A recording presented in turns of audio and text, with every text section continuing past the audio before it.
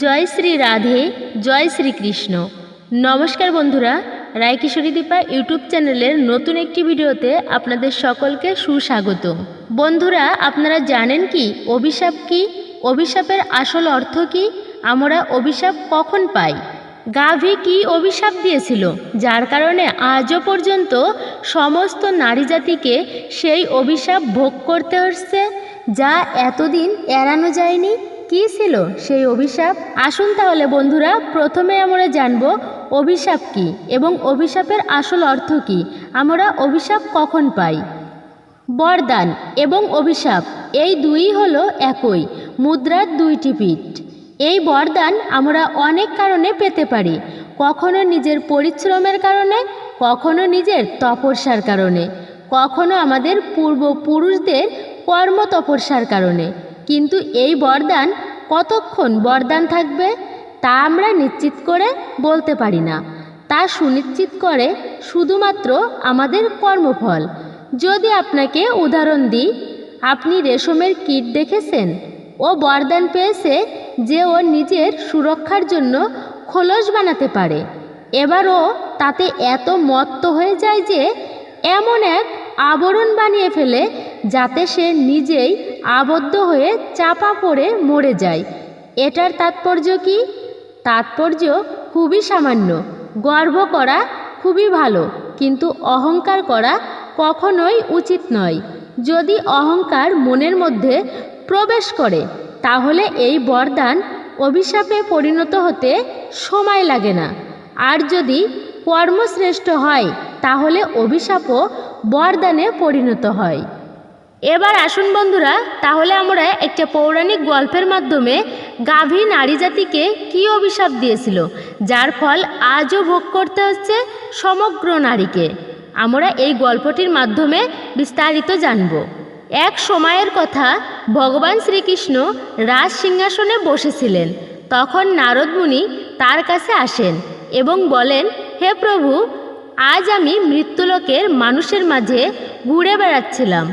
তখন একজন মহিলা আমাকে জিজ্ঞাসা করলেন, সত্যযুগে যখন মহিলারা সন্তানদের জন্ম দিত তখন শিশুরা জন্মের সাথে সাথে হাঁটা শুরু করত, কিন্তু এখন আর হয় না। এমনটা কেন প্রভু? এই প্রশ্নের উত্তর আমারই জানা ছিল না, সেই জন্যই আপনার কাছে এসেছি। দয়া করে এই প্রশ্নের উত্তর বলুন। তখন শ্রীকৃষ্ণ বললেন, আপনার এই প্রশ্ন সমগ্র মানব জাতির জন্য খুবই গুরুত্বপূর্ণ। আপনি এই প্রশ্নের উত্তর জানতে চাইছেন, তাই আপনাকে একটা প্রাচীন পৌরাণিক কাহিনী বলবো, যার মাধ্যমে আপনার প্রশ্নের উত্তর জানতে পারবেন। কেন মহিলাদের সন্তান জন্মের সাথে সাথে হাঁটতে পারে না? তখন নারদ মুনি বললেন, হে প্রভু, আমি এই গল্পটি সম্পূর্ণ মনোযোগ সহকারে ধ্যানপূর্বক শ্রবণ করব, আপনি কৃপা করে বলুন। বন্ধুরা, আপনিও যদি জানতে চান এই প্রশ্নের উত্তর কি, তাহলে ভিডিওটি অবশ্যই শেষ পর্যন্ত দেখুন এবং ভিডিওতে লাইক দিন। ভগবান শ্রীকৃষ্ণ বলেন, এক শহরে রামু নামে একটি লোক বাস করত। রামু ছিলেন স্বার্থপর মানুষ। রামুর একটা গাভী ছিল, সে দুধ দিত। রামু সেই গাভীকে বেশি করে সবুজ চারণ খাওয়াতো, দুধ দহন করত, আর সেই দুধ রামু নিজেও খেতেন এবং তার পরিবারের সদস্যদের খাওয়াতো এবং বিক্রিও করত। শুধু গরুর দুধ দিয়েই রামু তার সংসার চালাতো। এভাবেই কাটছিল রামুর সময়। কিছুদিন পর একটা সময় এলো যখন গাভী দুধ দেওয়া বন্ধ করে দিল। গাভীটি দুধ দেওয়া বন্ধ করার সাথে সাথে রামু তাকে খাওয়ানো বন্ধ করে দেয় এবং এমন একটি দিন আসে যখন রামু গাভীটিকে অনেক পিটিয়ে বাড়ি থেকে নিয়ে যায় এবং জঙ্গলে ছেড়ে আসে। এখন সেই গাভী একা হয়ে গেল। বেচারা একা একা বনে এদিক ওদিক ঘুরে বেড়ায়। এভাবে ঘুরতে ঘুরতে একদিন সে পৌঁছে যায় জঙ্গলে একটি মন্দিরের কাছে এবং সে ঈশ্বরের কাছে প্রার্থনা করে বলেন, হে ভগবান, আমি আপনার কাছে মিনতি করি, আপনি আমাদেরকে গরুর জন্ম কেন দিয়েছেন? এমন অন্যায় কেন করেছেন? 84 লক্ষ জন্মের মধ্যে শ্রেষ্ঠ জন্ম মানুষের। তবুও তারা কত পাপ ও অপকর্ম করে। যতক্ষণ আমি দুধ দিতে থাকলাম ততক্ষণ ওই ব্যক্তি আমাকে তার বাড়িতে রাখলো এবং সবুজ চারণ খাওয়ালো। আমি দুধ দেওয়া বন্ধ করার সাথে সাথেই তিনি আমাকে চারণ দেওয়া বন্ধ করলো। শুধু তাই নয়, তিনি আমাকে বাড়ি থেকে বের করে দিয়েছে। এখন আমি এদিক ওদিক ঘুরে বেড়াই, বনের গাছ ও ঘাস খেয়ে পেট ভরাই। হে ঈশ্বর, আপনার তৈরি করা সর্বশ্রেষ্ঠ জন্ম মানুষের, সেই মানুষ কেন এত স্বার্থপর এবং লোভী?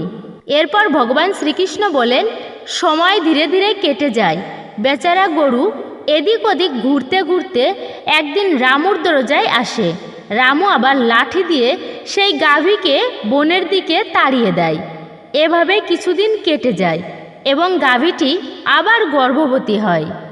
যখন 3 থেকে 4 মাসের গর্ভবতী হয় তখন সেই জঙ্গলের মধ্য দিয়ে যাচ্ছিলেন এক মহিলা সেই গাভীটিকে দেখে মনে মনে ভাবল, এই গাভীটি গর্ভবতী। আমি এক কাজ করি, আমি এই গাভীটি বাড়িতে নিয়ে যাই। তার বাছুর হলে এই গাভী আমাকে দুধ দেওয়া শুরু করবে।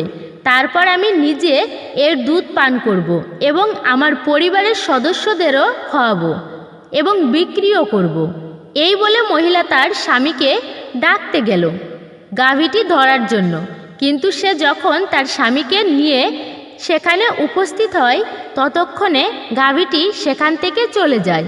দেখতে দেখতে আরও সময় কেটে গেল।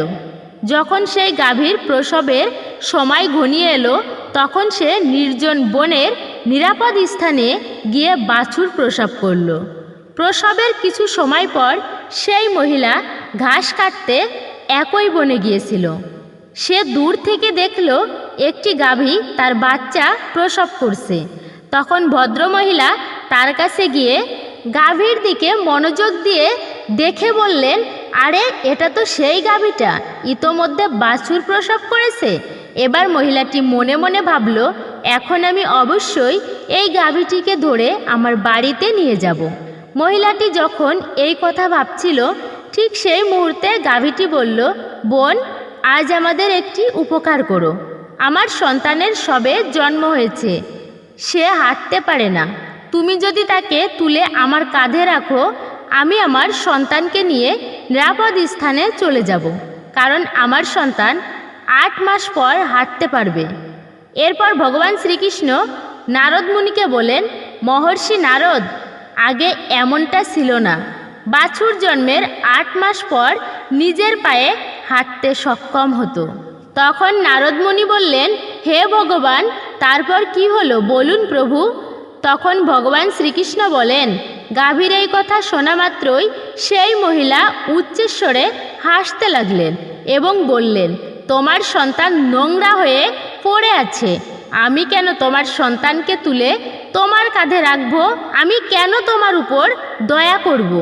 এই বলে সেই মহিলা গাভীকে নিয়ে মজা করতে করতে সেখান থেকে চলে যায়। সেই সময় গাভীটি ছিল নিরুপায়, সে তার সন্তানকে তুলতে পারেনি। তাই সেই মুহূর্তে গাভীটি অনেক দুঃখ পেল, তাকে অভিশাপ দেয়। অভিশাপ দিতে গিয়ে বলল, আজ যাও, এখন তোমাদের সন্তান জন্মের পরই হাঁটা শুরু করে, কিন্তু আজ আমি তোমাদেরকে অভিশাপ দিচ্ছি, এবার থেকে তোমাদের সন্তান জন্মের 10 মাস পরেই পায়ে হাঁটতে পারবে। আর আমার সন্তান যে আজ হাঁটতে পারছে না, আজকের পর জন্মের সাথে সাথেই সে তার পায়ে হাঁটতে পারবে। এরপর ভগবান শ্রীকৃষ্ণ বলেন, হে নারদ মুনি, গরুর এই অভিশাপের কারণে আজ মহিলাদের সন্তান জন্মের সাথে সাথে তাদের পায়ে হাঁটতে পারে না। সত্যযুগে সুখদেব গোস্বামী জন্মের পরপরই নিজের পায়ে হাঁটা শুরু করেছিলেন, আর বেদব্যাসও জন্মের পরপরই নিজের পায়ে হাঁটা শুরু করেছিল। এটা ছিল সত্যযুগের কথা, কিন্তু কলিযুগে তা আর হয় না। কলিযুগে জন্মের পর শিশুর নিজের পায়ে হাঁটতে কমপক্ষে 9 থেকে 10 মাস সময় লাগে। এর কারণ হলো গাভী সমগ্র স্ত্রী জাতিকে অভিশাপ দিয়েছিল। সেই দিন থেকে সমস্ত মহিলার সন্তান জন্মের সাথে সাথেই হাঁটতে পারার প্রক্রিয়া থেমে যায় গরুর অভিশাপের কারণেই শিশু জন্মের 9 থেকে 10 মাস পরই পায়ে দাঁড়াতে সক্ষম হয় এবং বাছুর একই দিন থেকে নিজের পায়ে হাঁটতে সক্ষম হয়। তাই কারোর আত্মাকে কখনোই কষ্ট দেওয়া উচিত নয়। এটাই সনাতন ধর্মের সবচেয়ে বড় ধর্ম। বন্ধুরা, অন্যের দুঃখে দুঃখী হওয়া এবং অন্যের আশীর্বাদ অর্জন করাই সবচেয়ে বড় ধর্ম। তাই আমাদের উচিত অসহায় পশু পাখিদের সাহায্য করা। গাভীর অভিশাপের কারণেই যত পশু পাখি আছে তাদের সন্তান জন্মের পরপরই হাঁটা শুরু করে, কিন্তু এর ফলে নারীর শিশুদের উপর এমন বিরূপ প্রভাব পড়ে যে জন্মের পরে নারীর সন্তানরা হাঁটতে পারে না। একজন নারীর ভুলের কারণে সমস্ত নারী জাতি এখনও সেই অভিশাপের ফল ভোগ করছে। বন্ধুরা, এই তথ্যটি আপনাদের কেমন লেগেছে তা কমেন্টে অবশ্যই জানাবেন এবং কমেন্টে লিখুন জয় শ্রীকৃষ্ণ। ভিডিওটি যদি ভালো লেগে থাকে তাহলে লাইক, কমেন্ট, শেয়ার এবং সাবস্ক্রাইব করতে একদমই ভুলবেন না। ভিডিওটি দেখার জন্য সবাইকে অসংখ্য ধন্যবাদ।